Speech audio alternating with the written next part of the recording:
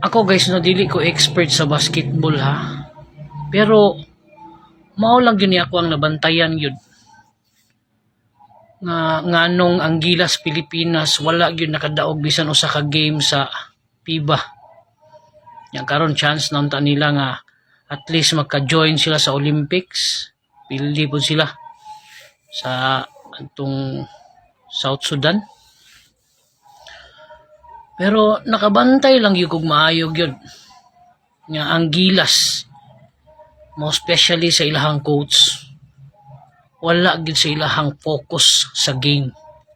Mao ginay ako ang na-notice maayo. Ay knowing sa ilahang team, no, knowing sa Gilas, no, bisan galing muduwa ang Gilas sa laing nasod, kaya man galing nilang mudaog. Samot na diri pa sa ato ang kaugalingon nga country giduwa, ato ang home court, kaya ayo. Pero nganong wala gid sila nakadaog. Mao gini akong nakita nga hinungdan. Anong bisan usa ka game wa gid sila kadaog. Wala sila sa ilahang focus. Kay ngano? Kay mostly sa mga players ang ilang atensyon naa sa umaabot nga barangay election.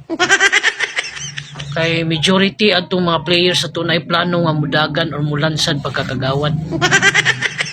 And sa coach si Chat Reyes, wala sa iyang hunahuna about the game. Ang iyang hunahuna about the filing of candidacy.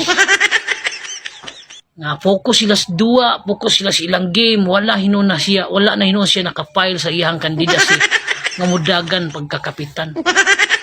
Maunay rason nga nung napildi ang Gilas kay ngano ang ilang attention wala sa game, naa sa barangay election.